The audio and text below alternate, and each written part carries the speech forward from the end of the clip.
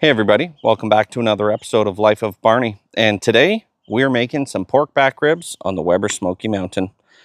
I don't quite have enough time to do the 3-2-1 method today. It's a 6-hour process. So we're going to be running a slightly higher temp with the same principles of the 3-2-1 method to see if I can get this done in about 4.5 or so hours.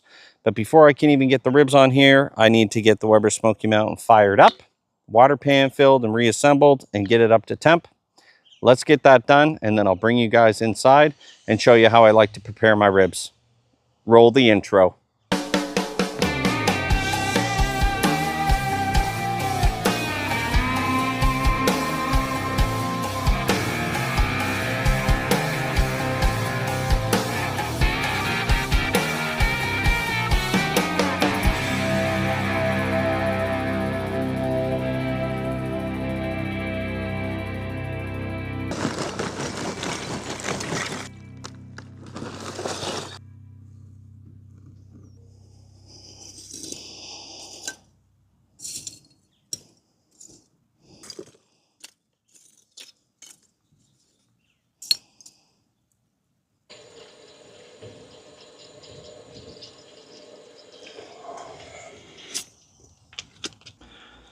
Welcome back.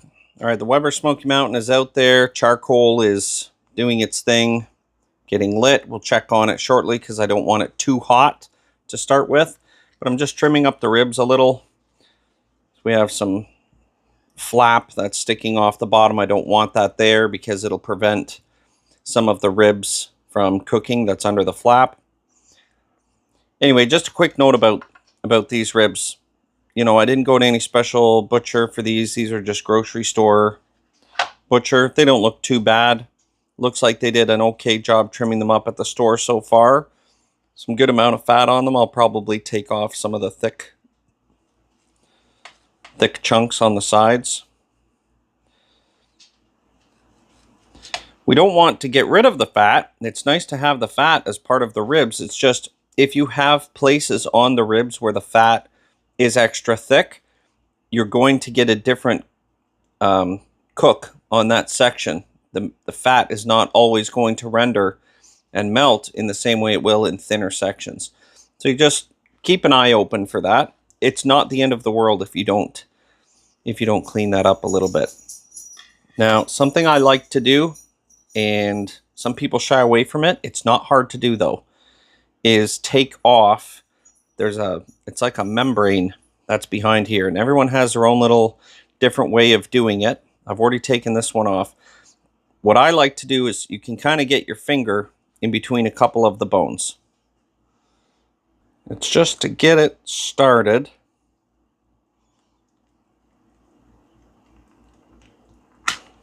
There we go. Just want to get it started, slowly peel it across to the other side. So now that you're all the way through, now you can work your way to the right side and to the left. There you go. It's off. This is where it gets a little tough because your fingers will keep slipping off of the membrane as you go. So you just twist it around. Some guys will take a paper towel and wrap the paper towel around it to get better grip. But anyway, that's all it is. A lot of people say it's so hard to do. It's not. You may have a couple remnants in a couple spots. You'll have to clean that up to your preference. If you don't take the membrane off, it's not the end of the world, but you are going to have, sometimes it's chewy. If the membrane is thick, it becomes chewy, and other times it becomes very hard to chew through. And you're not going to get that nice melt in your mouth rib experience. So I do recommend getting rid of the membrane. We're going to get a better adherence of our rub. I'm going to do two different ones today. One, I'll just do the straight rub. The other, I'm going to do a binder, just a little bit of mustard really. I'm just using some honey mustard. The only reason I'm using honey mustard is because I'm 99% sure I'm out of just plain yellow mustard right now. Today's rub, Average Dad's Everything Pork Rub. As you can see, I'm almost out, and I've only had this for maybe a month. I absolutely love this stuff. It's got some sweetness to it. There must be some cumin. What's it say on the ingredients? Turbinado sugar and sugar, sea salt, spices, dehydrated garlic, dehydrated onion. Oh, it smells fantastic. I love this stuff. I mix this in when I make rice. I love it. My wife loves it. The kids love it. I'm going to be generous with the rub. I do want to coat quite thoroughly. Funny enough, it does take some practice to be able to pour out a rub like this. You guys have seen in my other videos, I'm not usually that good at pouring the rub out. Sometimes I accidentally go a little too heavy. There we go. Make sure you get those spaces at the end and down the sides. There, that's good. This is about how much I want it lit. I can see we're pretty red hot underneath. I don't want too much heat. So I am going to assemble the Weber Smoky Mountain now. Nice and easy. There we go. I have already closed the vents on the bottom so that they are only open 1/3. All right, welcome back. This is looking pretty good. We're just over 300. I'll get you guys in here to take a look in a sec, but we're just over 300. It looks like the heat rise has slowed down a bit. I might get a little extra heat because I did just open the door. I forgot to throw a couple chunks of cherry wood in there. So I've got a few in there, but of course opening the front door on your Weber Smoky Mountain introduces a lot of oxygen. So you will get a small influx in heat temporarily. But I think we are good. It's time to go back in the house. I'm going to grab the ribs, bring them out, and we will get them on the grill, close it up, and come back, probably check on them in an hour and see how they're doing. All right, don't you guys go anywhere. I'm going to go grab those ribs.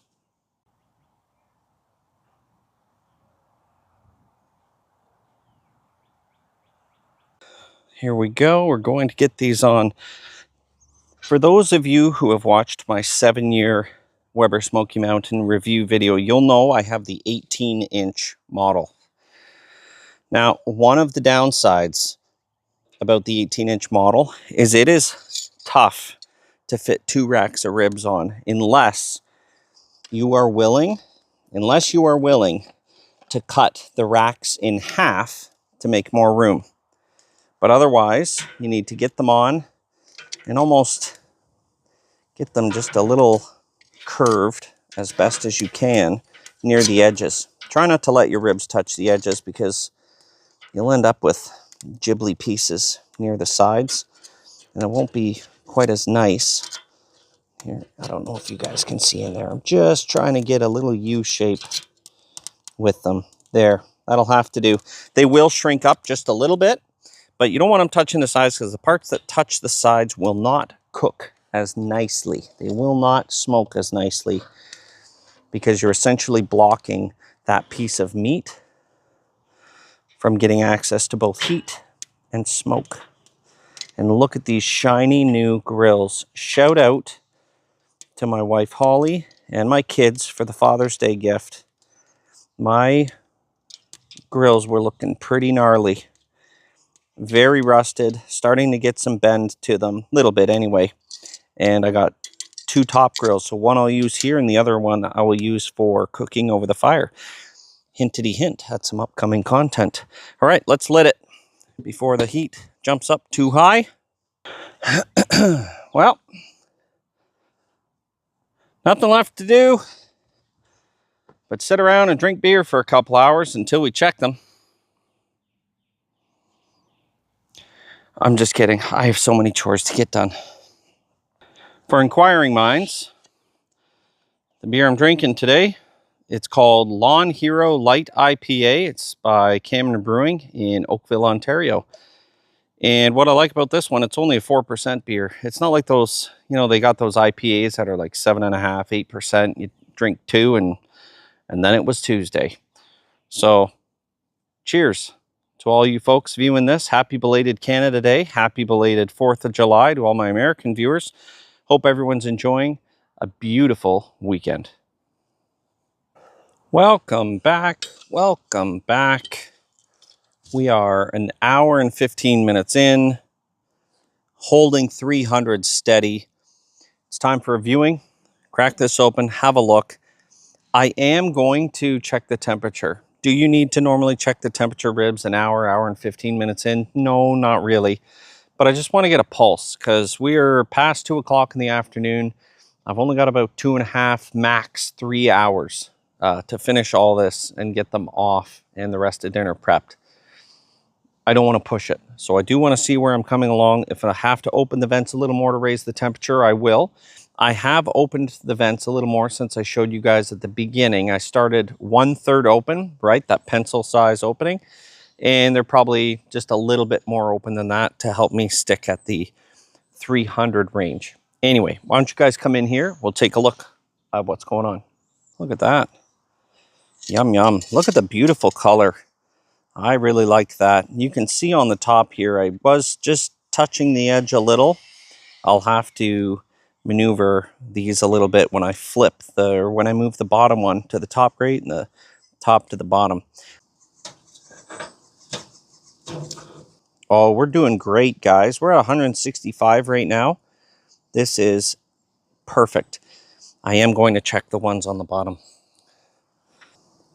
A thick spot there. Even in the thick part, we're 165. What about this big boy up here? Oh, we're coming along great. 170. Okay. This is great. Wonderful. All right, here, you guys turn around for a sec so we can talk. I like how this is coming along so far. 165, 170-ish, looking pretty good. Both the ribs, I'm surprised, are cooking at the same speed. Normally that doesn't happen on the Weber Smoky Mountain, and I'm sure a lot of other cookers where you've got different heights of the grills, so different distances from the heat source. It's been a while since I've cooked with the water pan, so it does help bring the heat up the sides and around. That's probably playing a bit of a role in it. At any rate, we're off to a great start, an hour and 15, hour and 20 minutes in. Hopefully the heat doesn't jump up too much since I had that lid off. It's smelling good, the color's good. I'm gonna check in with you guys probably around that 2-hour mark and see if it's time to wrap them. I'll check in with you guys real soon. Don't go anywhere. Welcome back.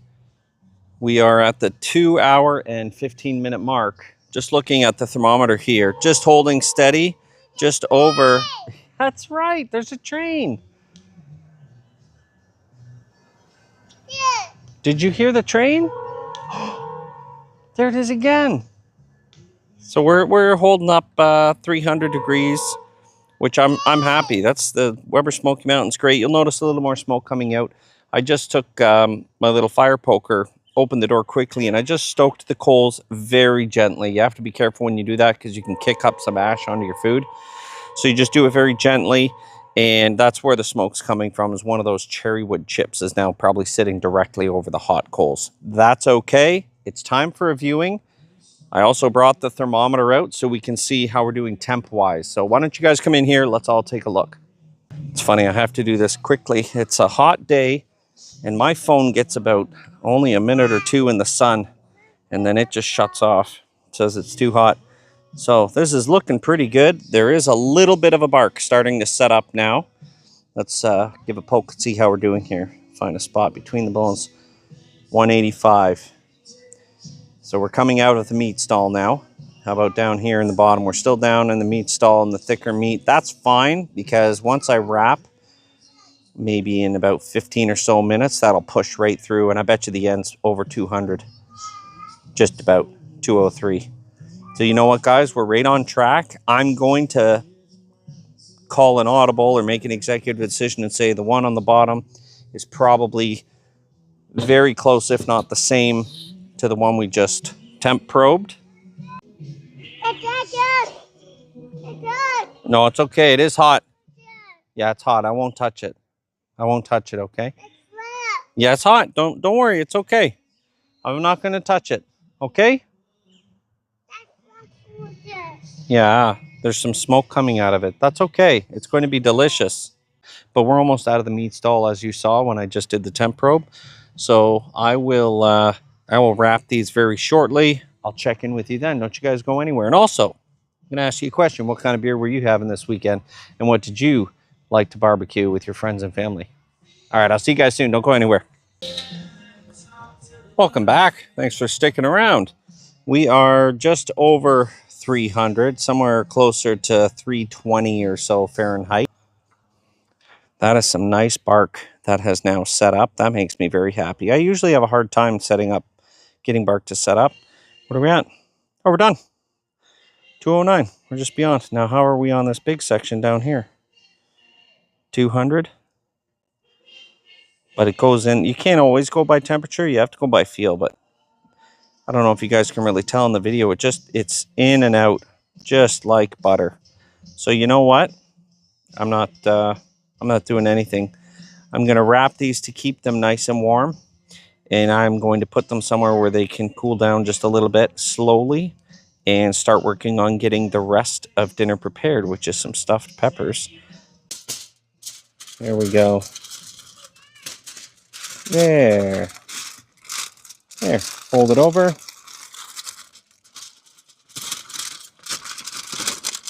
Excellent. That's good enough. Okay, I'll move this out of the way and do the next one. Check in with you guys in just a little while. I still have to make the stuffed peppers. That'll be a video for another time, but they're going to take at least 30 minutes on the gas grill. And when those are done, I'll bring you inside. I'll show you how I like to cut my ribs. That's something I actually learned from my friend Larry from Race Vice Smokehouse and Grill, another YouTube channel, great guy, on how to cut your ribs so you get a much nicer visual representation and a pretty good cut. I'll show you that inside. I'll see you guys in a little while.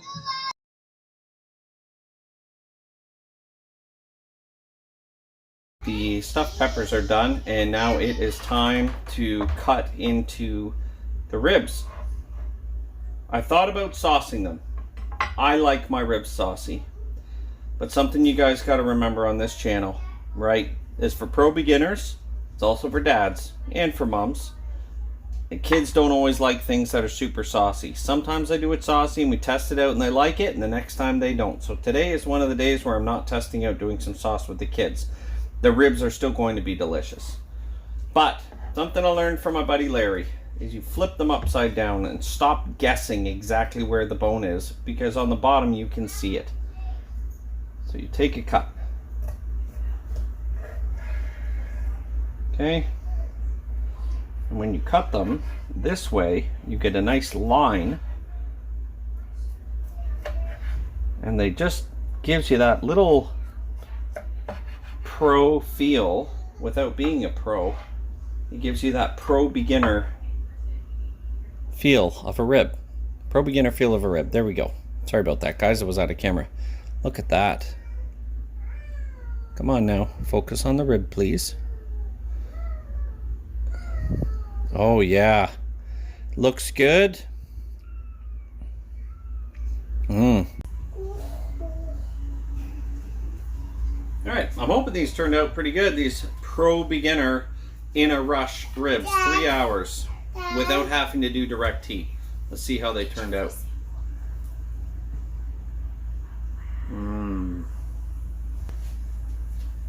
Would you like a free sample? Okay, you come here. Okay, take a bite right there.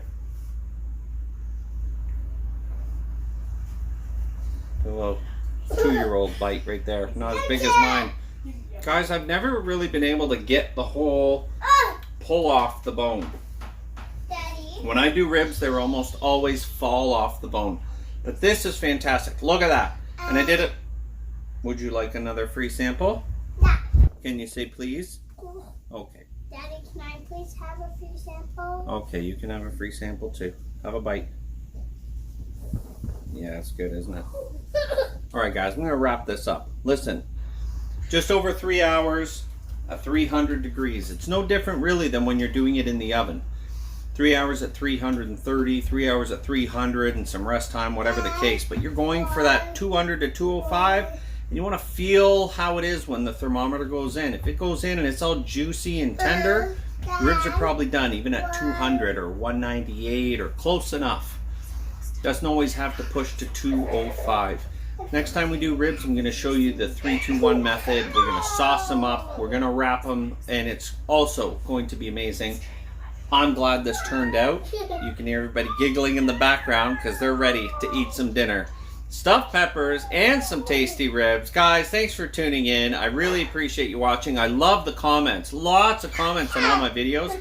If you made it this far, you may as well subscribe. Hit the like button. Thanks a lot for watching. I'll catch you in the next one. And don't tell my parents I was smoking in the backyard. See you next time. Free sample. Yes, you can have a free sample. Here you go. Have a bite. Dad, this is like really good. Like this tastes like. What does it taste like? That tastes like squirrel. Tastes like squirrel. There you go. Like and subscribe. We'll see you in the next one, guys.